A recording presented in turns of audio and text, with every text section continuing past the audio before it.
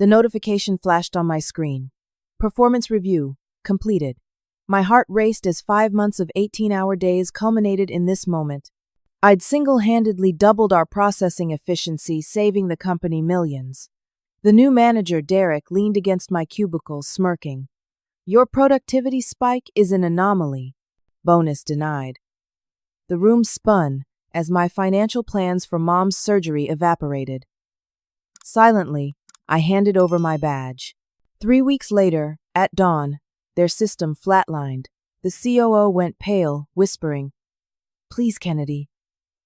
We need you." I had been with Vertex Solutions for 5 years as their senior systems architect.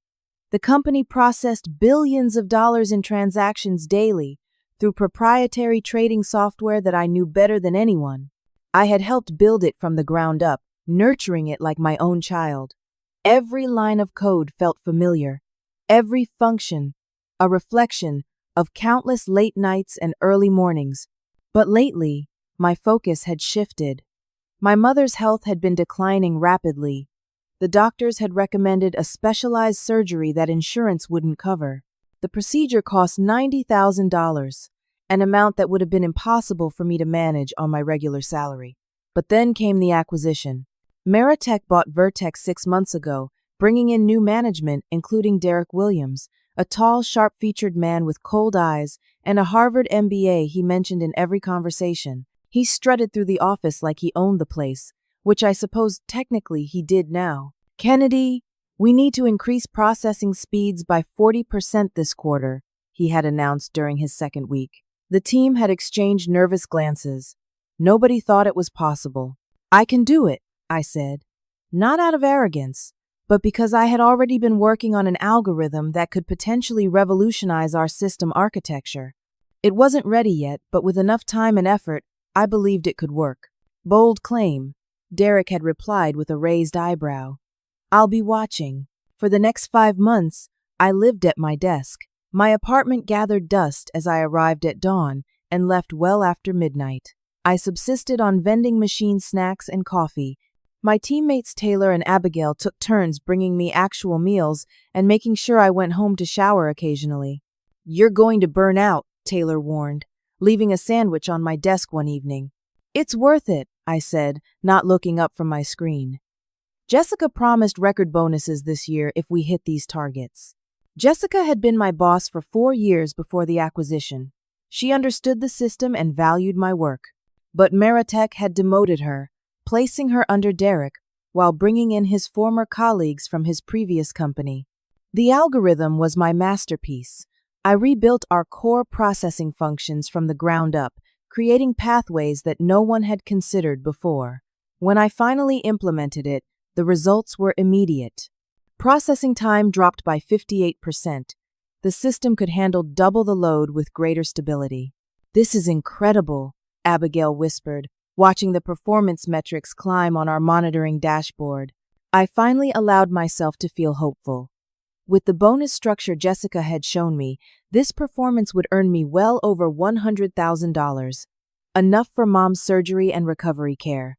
One night, working late, I accessed the shared drive to update documentation when I noticed a folder I hadn't seen before. Executive compensation planning. I knew I shouldn't look, but exhaustion had weakened my usually strong ethical boundaries. I clicked. Inside was a spreadsheet listing bonus recipients. My name was there, with a figure that made my eyes widen. $120,000.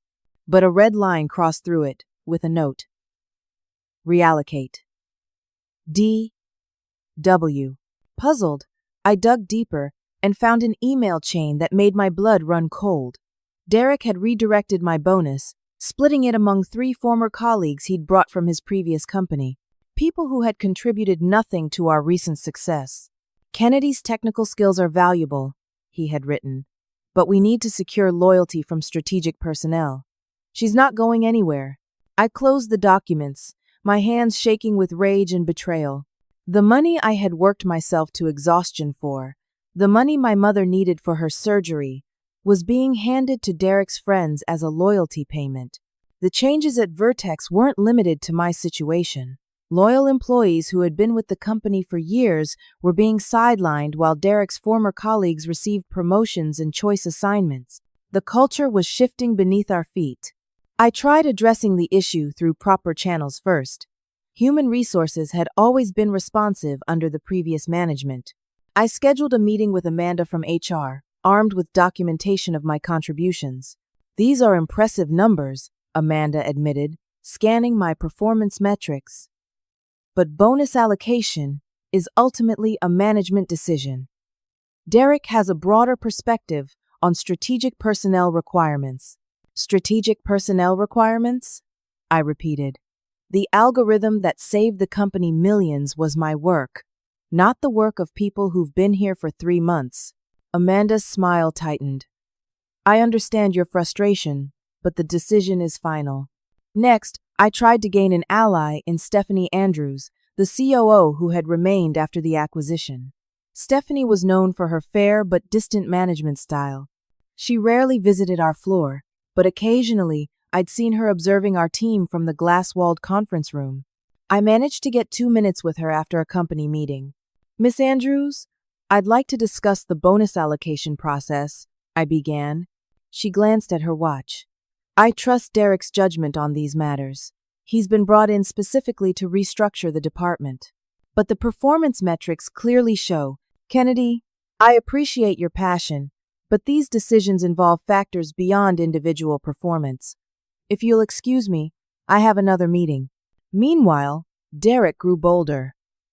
During a presentation to executives, I watched in disbelief as he presented my innovations as his strategic initiatives. He never once mentioned my name or the countless hours I'd spent developing the algorithm. Yet, despite the office politics, I maintained my professional standards.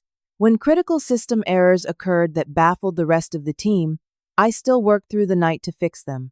The system was partly my creation, and I couldn't bear to see it fail, even if my contributions went unrecognized. The quarterly numbers came in, showing our department's performance had exceeded all projections. I allowed myself to hope that perhaps the undeniable success would change minds about the bonus situation. The bonus review meeting was held in the large conference room. One by one, my colleagues were called in and emerged looking satisfied. Taylor showed me her bonus letter, exactly what she'd expected. Abigail too. Then it was my turn. Derek sat at the head of the table, flanked by Amanda from HR and 2 directors I barely knew. A folder lay closed before him. "Kennedy," he began, "your performance review indicates some concerning patterns." "Concerning patterns?" I echoed, genuinely confused. He opened the folder. "While processing speeds have improved, we've noted irregularities in how these results were achieved. Your methods deviated from approved protocols." My face flushed. The methods were innovative, not irregular. The results speak for themselves.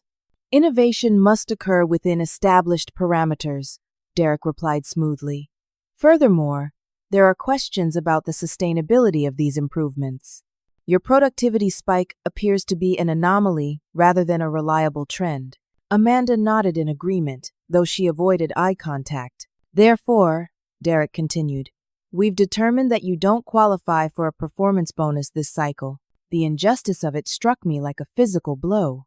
Those anomalous results saved the company over $7 million this quarter alone.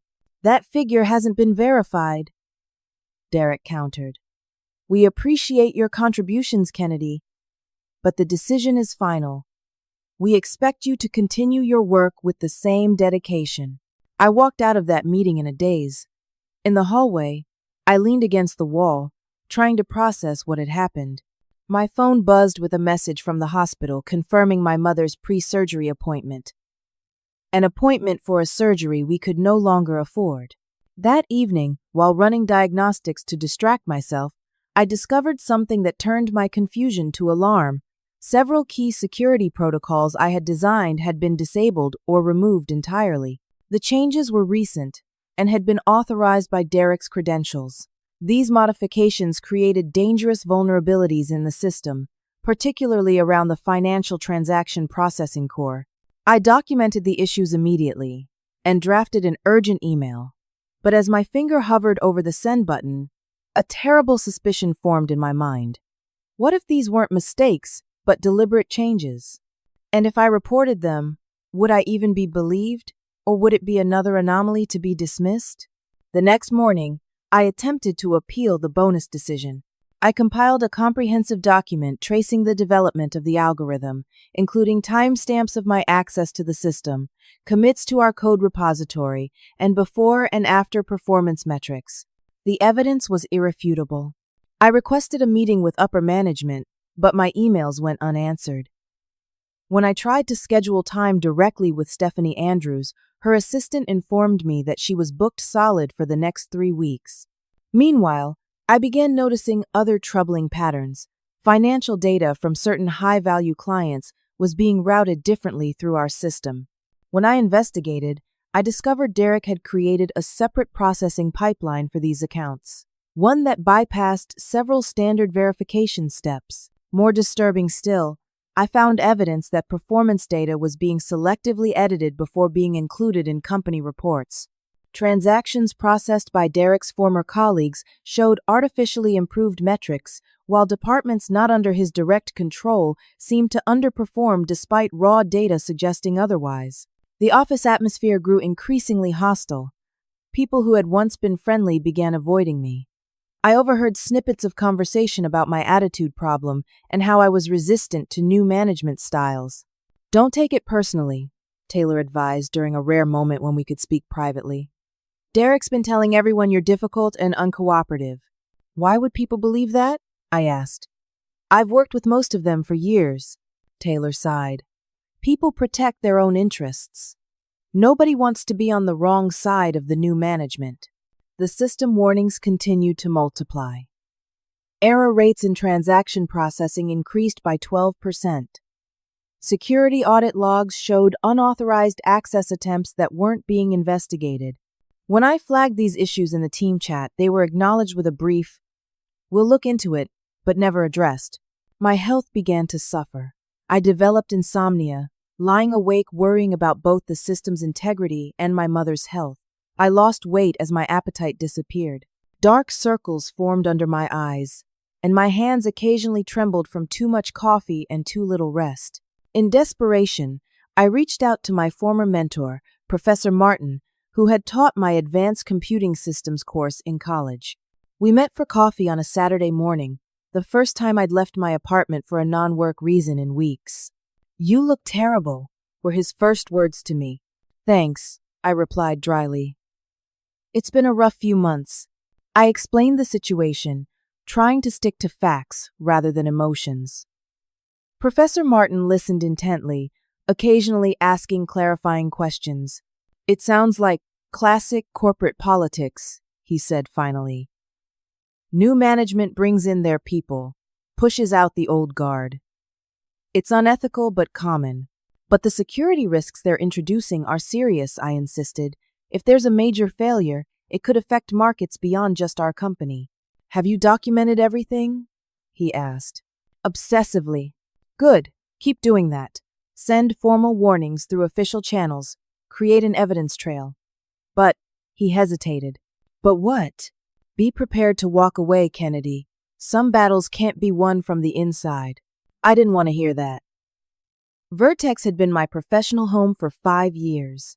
I had friends there, I had built systems I was proud of, and practically speaking, I needed the income, especially with my mother's medical bills.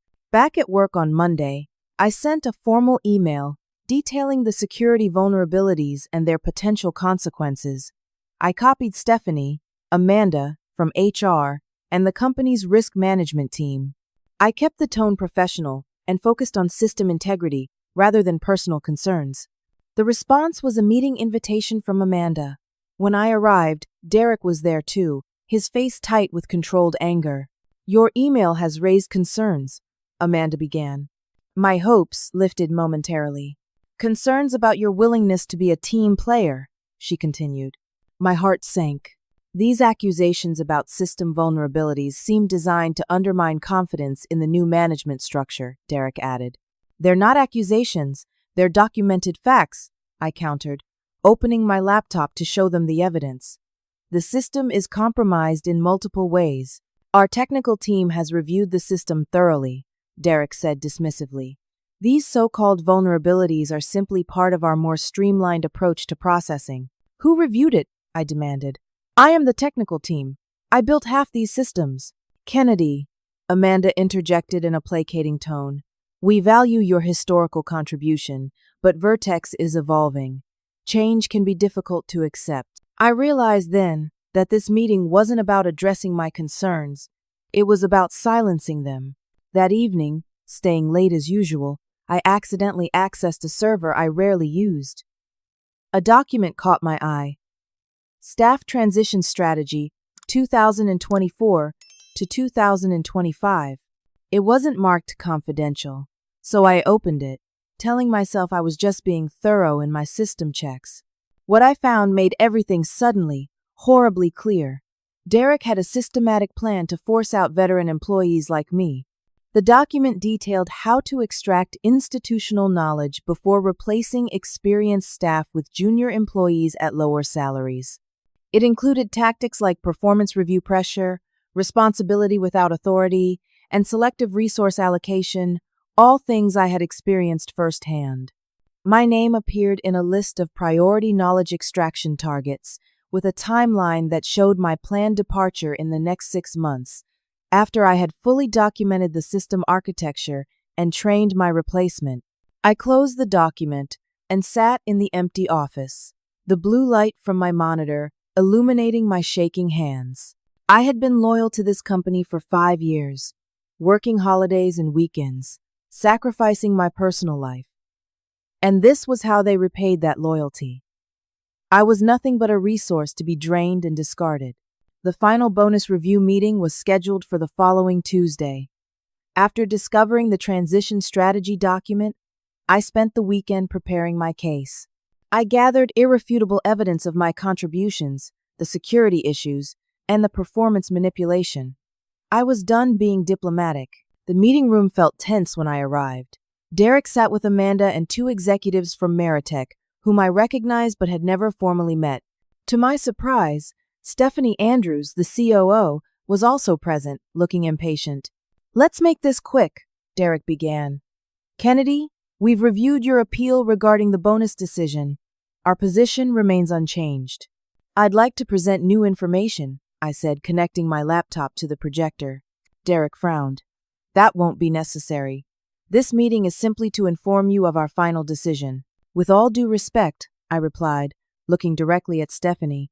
I believe the executive team should see the actual data before closing this matter. Stephanie checked her watch but nodded. 2 minutes. I launched into my presentation, displaying side-by-side comparisons of system performance before and after my algorithm implementation. The numbers were stark and undeniable. I showed code repository logs, proving I was the sole architect of the changes that had saved the company millions. Then I shifted to the security vulnerabilities, demonstrating how recent changes had compromised system integrity. I concluded with financial projections, showing the potential cost of a major system failure. When I finished, the room was silent. Stephanie was looking at Derek with a slight frown. These are concerning allegations, she said finally. Not allegations, I corrected firmly. Documented facts. Derek's face had flushed, but he recovered quickly. This presentation contains multiple misrepresentations. Kennedy has been increasingly resistant to our new procedures. The performance improvements she claims credit for were the result of team efforts directed by management. That's simply not true, I said. Furthermore, Derek continued as if I hadn't spoken, the supposed vulnerabilities are actually efficiency improvements that Kennedy doesn't understand due to her limited perspective. I couldn't believe his audacity. Limited perspective? I designed the original security protocols. Kennedy, Amanda interjected, your emotional response isn't helping your case. I took a deep breath, forcing myself to remain calm. The evidence speaks for itself. The system is at risk, and my contributions have been deliberately minimized. Derek leaned forward, his voice taking on a patronizing tone. Your productivity spike is an anomaly, not a sustainable improvement. The bonus structure rewards consistent team players, not isolated achievements that can't be replicated. I looked around the table, seeing the executives' expressions ranging from boredom to mild discomfort. None seemed prepared to challenge Derek. Even Stephanie appeared ready to move on. They had already decided. This meeting was theater, nothing more. A strange calm settled over me. 5 years of loyalty, countless extra hours, technical innovations that had kept the company competitive. None of it mattered to these people. I understand, I said quietly. Derek looked surprised at my sudden acquiescence, then satisfied. Good. We expect you to continue your duties with a more cooperative attitude. No, I replied, reaching into my bag. I mean, I understand what kind of company Vertex has become. I placed my employee badge on the table. I resign. Effective immediately. The room went silent. Amanda's mouth opened in shock. One of the executives shifted uncomfortably. Kennedy, Stephanie began, this is an extreme reaction to a routine compensation decision. It's not just about the bonus, I said, standing up. It's about integrity, both the system's and my own. I looked directly at Derek. I've documented all the security vulnerabilities and sent reports to risk management and IT security. I suggest you address them before they become catastrophic failures. Derek's expression darkened. This is unprofessional. 2 weeks' notice is standard. My employment contract allows for immediate resignation with forfeiture of certain benefits, I replied. Benefits that apparently weren't coming my way regardless. I disconnected my laptop and walked to the door, then paused. One more thing. I would recommend a full system backup immediately. The instabilities I've documented tend to cascade. With that, I walked out. At my desk, Taylor and Abigail watched in disbelief as I packed my few personal items. You're actually leaving? Abigail whispered. I have to, I replied, feeling surprisingly light despite the uncertainty ahead. What will you do? Taylor asked, concern etched on her face. I'm not sure yet, but I know I can't stay here. Derek appeared as I was finishing, his face controlled but eyes blazing. Your access has been revoked. Security will escort you out. I handed him the small box containing my desk items. One last warning, Derek. The transaction verification system has a critical vulnerability. If you don't fix it, you're looking at potential data corruption across all processing nodes. I think we can manage without your dramatic predictions, he said dismissively. As the security guard walked me to the exit, I passed Jessica, my former boss. Her eyes widened at the sight of me leaving with an escort. Kennedy, what's happening? Ask Derek about the system vulnerabilities. I told her quickly as the guard urged me forward. The verification protocols are compromised. Outside, the spring air felt surprisingly fresh after months of recycled office ventilation. I stood on the sidewalk, unemployed for the first time since college, wondering what came next. My phone buzzed with a notification, an automatic alert from the system monitoring tool that was still active on my personal device. Critical warning, transaction verification failure rate exceeding threshold. I stared at it for a long moment, then turned off notifications and headed home. The first week of unemployment was a strange mix of freedom and anxiety. After months of 18-hour workdays, the sudden abundance of time felt disorienting. I slept for nearly 14 hours that first night, my body finally collecting on the sleep debt I'd accumulated. When I woke, reality crashed back. I had no job, my mother still needed surgery we couldn't afford, and I had walked away from a company I had helped build. But beneath the anxiety was something else. Relief. The constant stress of fighting a losing battle had lifted, leaving room to think clearly for the first time in months. I updated my resume, surprised at how impressive my accomplishments looked when listed objectively. 5 years at Vertex had given me experience that few developers my age could match. I created profiles on several job platforms and was immediately contacted by recruiters. Your skills are in high demand, one told me during a phone screening, especially your experience with high-volume financial processing systems. We could place you at a 20% salary increase, minimum. This was surprising. Derek had always implied that Vertex's compensation was industry-leading. Apparently, that was yet another misrepresentation. 3 days after leaving, I received a text from Taylor. System glitching badly. Derek blaming implementation team. Jessica tried to tell them about your warnings. No one listening. I felt a pang of concern for my former colleagues, but reminded myself it wasn't my problem anymore. The following day brought another message. Error rates spiking. Emergency weekend work mandated. Meanwhile, I had an interview with Meridian Financial, a direct competitor to Vertex.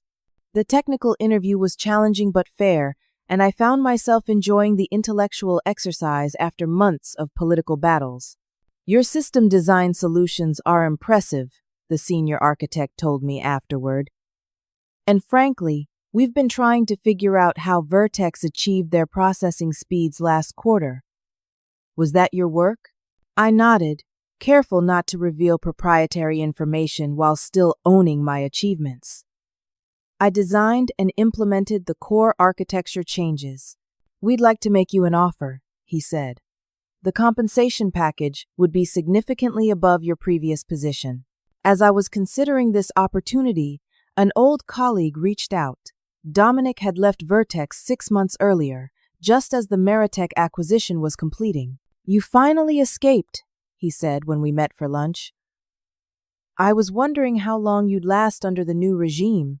You saw it coming? Derek Williams has a reputation, Dominic explained. He's done the same thing at 2 other companies. Brings in his people, pushes out the veterans, cuts corners on systems, pumps up short-term metrics, then moves on before the long-term consequences hit. That explains a lot, I said, thinking about the disabled security protocols. Industry gossip says Vertex is having technical issues, Dominic mentioned casually. Know anything about that? I shrugged. I warned them about vulnerabilities before I left. They weren't interested. My phone buzzed with another text from Taylor. System crashed twice today. Clients threatening to leave.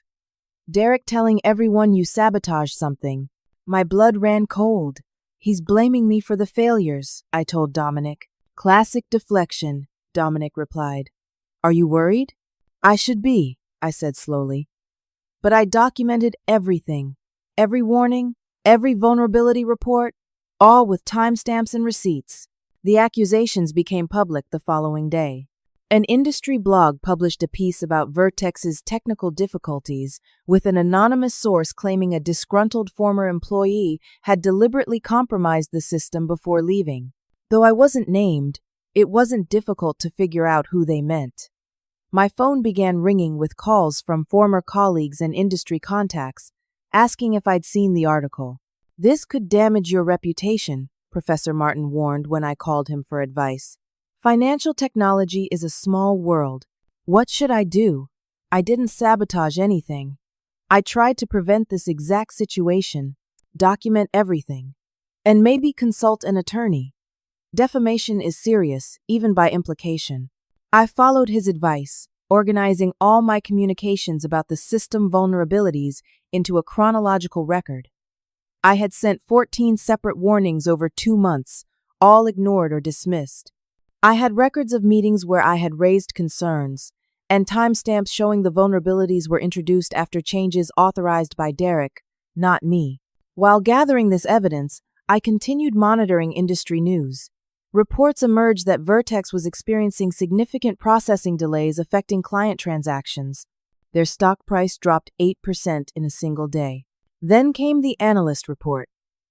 A major financial services analyst published a detailed assessment questioning Vertex's stability after multiple processing errors had resulted in misrouted transactions. The report specifically mentioned concerns about technical leadership and system integrity. That evening, Taylor called instead of texting. It's really bad, Kennedy, she said, her voice tense. The system keeps failing, and no one can figure out why. Derek's team is completely overwhelmed. He's been telling everyone you deliberately created problems before leaving, but Jessica and some others are pushing back on that narrative now that they've seen the mess firsthand. Has anyone addressed the verification vulnerabilities I warned about? I asked. I don't think so. They're just patching symptoms without understanding the root causes. That won't work, I said. The verification system is the core issue. If they don't fix that, the problems will keep cascading. After we hung up, I sat staring at my laptop screen, feeling conflicted. Part of me felt vindicated. My warnings had been justified. But I took no pleasure in seeing a system I had helped build crumbling, potentially affecting markets beyond just Vertex, and being falsely accused of sabotage could seriously damage my career prospects. The next morning, I woke to breaking news. Vertex Solutions had experienced a catastrophic system failure overnight. Trading had been halted, and rumors swirled about millions in misprocessed transactions. The stock was in freefall. My phone rang, an unfamiliar number with the company's area code. I almost didn't answer, but curiosity won out. Kennedy? The voice was immediately recognizable. Stephanie Andrews, the COO. We need to talk. I'm not interested in being falsely accused of sabotage, I said immediately. That's not why I'm calling, Stephanie replied, her usually controlled voice strained. The system has completely collapsed. None of Derek's team can fix it. We're losing millions by the hour. That's unfortunate, I said, surprised at how calm I felt. But as I was told repeatedly, my concerns were just anomalies, not worth addressing. Kennedy, please. Stephanie's voice dropped lower. This is bigger than personal grievances. Market stability is at risk. Clients' financial security is at risk. I warned about these exact vulnerabilities for months, I reminded her. I was ignored, dismissed, and now I'm being publicly blamed for deliberately causing problems I tried to prevent. I understand you're angry. This isn't about anger, I interrupted. It's about accountability. I have documentation of every warning I issued and every time they were dismissed. If you're concerned about legal liability, you should be. There was a pause. What would it take to get your help? She finally asked. A public statement clearing my name, for starters, and an acknowledgement that I tried to prevent this situation. I can arrange that, she said quickly. Too quickly.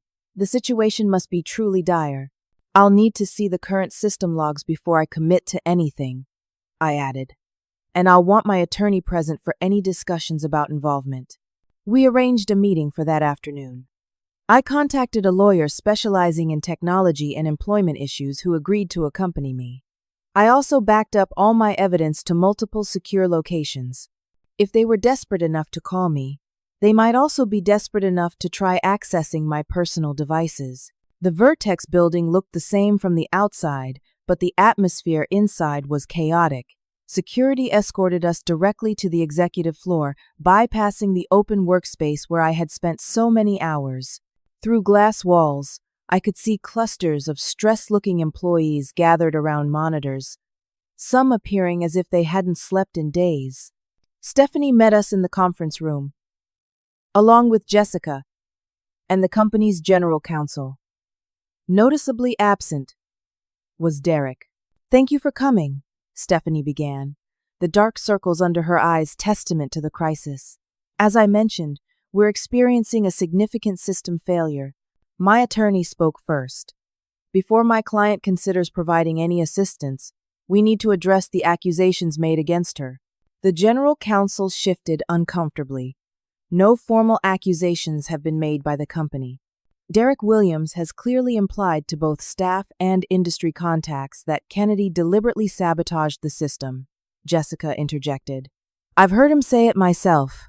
Mr. Williams has been relieved of his duties pending an investigation, Stephanie said tightly. His statements do not reflect the company's position. That was interesting. I'd like to see the system logs, I said. Jessica pushed a laptop toward me. Everything's there. It started with transaction verification failures, just like you warned us about. Then the problem spread to the authentication system, data storage, client interfaces. It's like a cascade failure.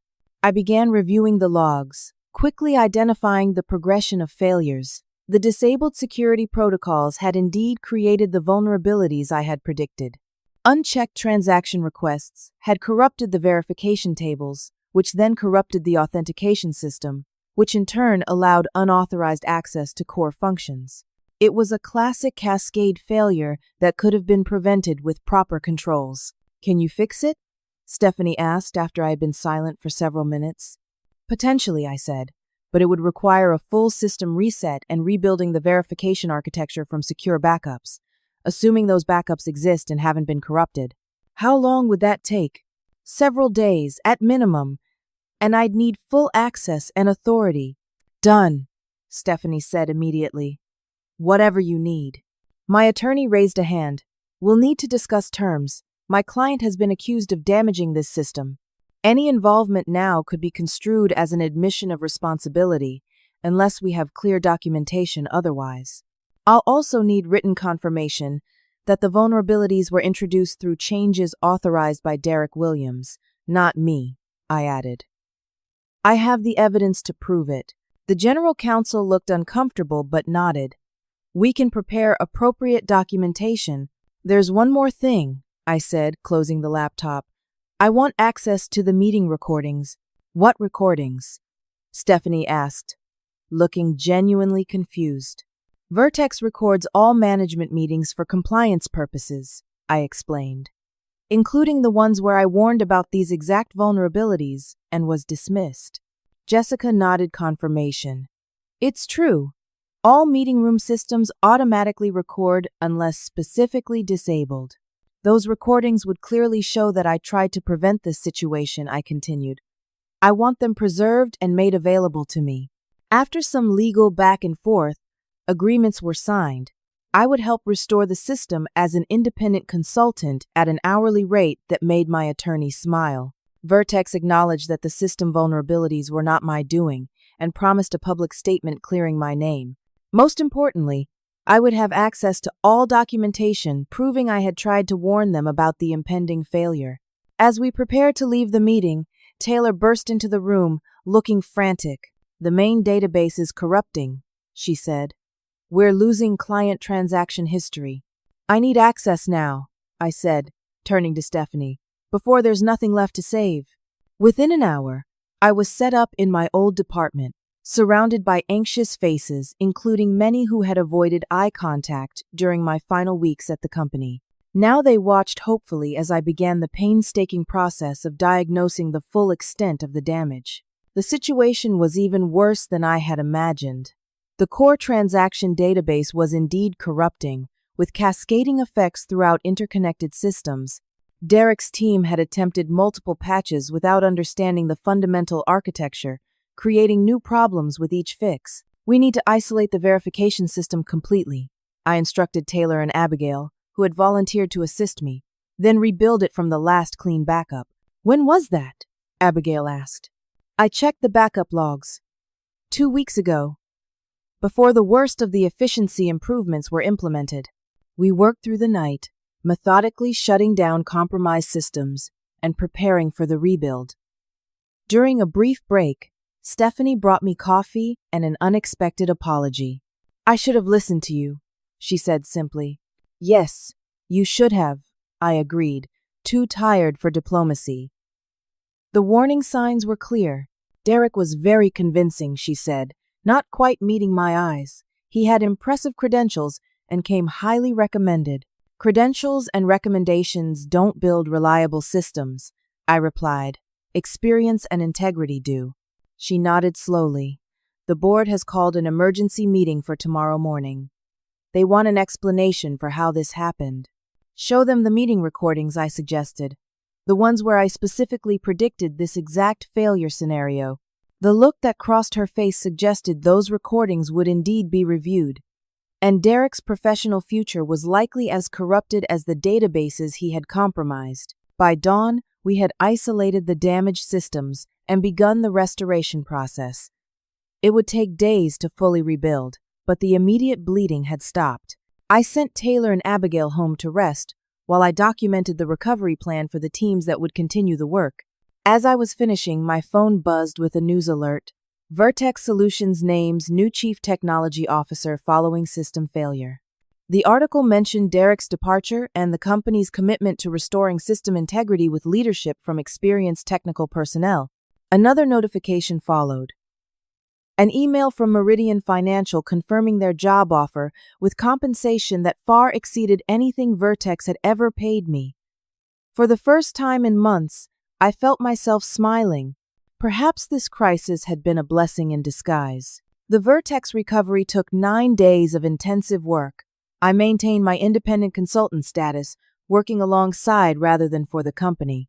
Each day brought new challenges as we rebuilt systems and verified data integrity, but also new satisfaction as order emerged from chaos. On the third day, the board of directors requested my presence at their emergency meeting. With my attorney beside me, I walked them through exactly what had happened, how security protocols had been disabled in pursuit of processing speed, how warnings had been ignored, and how the resulting vulnerabilities had created the perfect conditions for catastrophic failure. Could this have been prevented? The board chair asked directly. Yes, I replied without hesitation. I issued 14 documented warnings over 2 months. All were dismissed. I played selected clips from meeting recordings where I had specifically predicted the cascade failure that eventually occurred. The directors exchanged glances as Derek's dismissive responses played through the conference room speakers. Miss Thompson has been instrumental in the recovery effort, Stephanie added. Without her expertise, the damage would have been substantially worse. The following day, Vertex issued a public statement acknowledging that system vulnerabilities had been introduced by management decisions against the advice of technical staff. While not naming me directly, it clearly refuted the rumors of sabotage. The analyst who had questioned the company's stability published a follow-up noting the responsible handling of the crisis and transparent accountability. As the recovery progressed, I received a surprising offer from Stephanie. A position as Chief Technology Officer with compensation double my previous salary. You've proven your technical expertise beyond any doubt, she said, and your integrity is exactly what Vertex needs to rebuild trust. I thanked her for the offer but declined. I think we both know I'm not the right fit for Vertex's culture. The culture is changing, she insisted. The board has mandated a complete restructuring of technical management. Even so, I replied, I've accepted another opportunity. She looked disappointed but nodded. Would you consider a consulting arrangement? At least until our systems are fully stabilized. This I agreed to. We established a 3-month contract with clearly defined responsibilities and boundaries.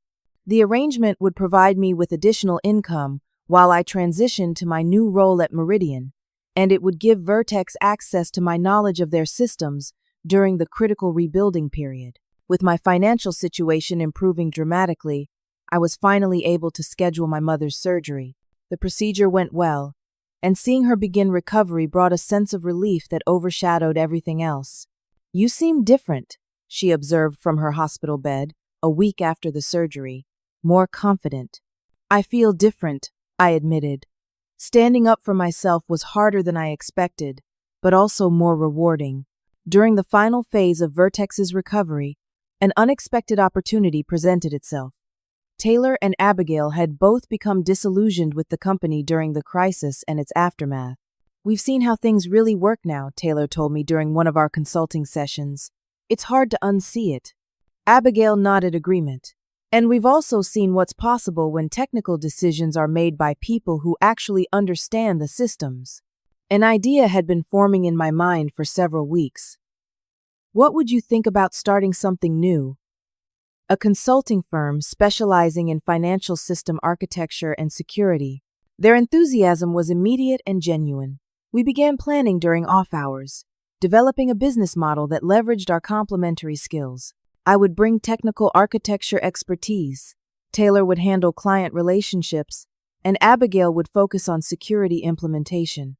By the time my Vertex consulting contract ended, our new firm, Integrated Financial Architecture, had secured its first 2 clients. One was a small investment firm looking to upgrade their transaction processing system. The other, surprisingly, was Vertex itself. We'd prefer to maintain a relationship with you officially, Stephanie explained when proposing the arrangement. Your knowledge is too valuable to lose completely. The irony wasn't lost on me.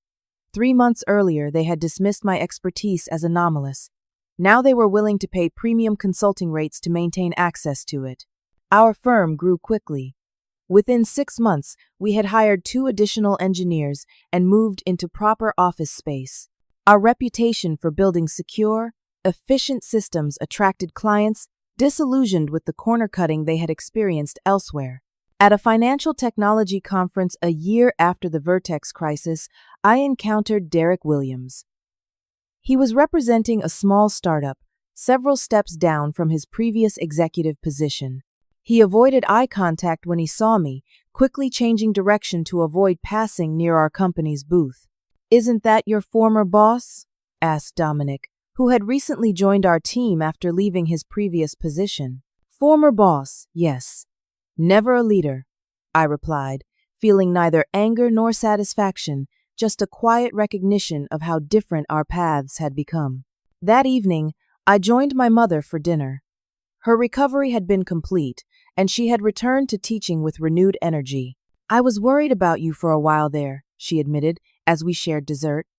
"All those late nights, the stress, it seemed like that job was consuming you." "It was," I acknowledged. "I thought loyalty to the company was the same as loyalty to my work. It took losing the job to realize they're not the same thing at all. And now?"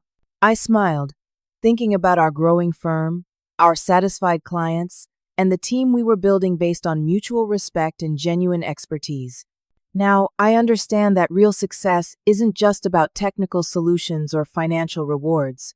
It's about creating systems, both technological and human, that have integrity at their core. She raised her glass in a toast. To integrity, then, and to the wisdom to recognize its value. I clinked my glass against hers, feeling a deep sense of contentment. The path hadn't been easy, but it had led me exactly where I needed to be. The system failure at Vertex had seemed like a disaster at the time. Yet without it, I might never have discovered my true worth or the courage to create something that reflected my values. Sometimes losing what you thought you wanted opens the door to something far better, not just professionally, but personally as well. Have you ever experienced a workplace setback that ultimately led to greater opportunities? Comment below with your story of professional challenges and how they shaped your career path.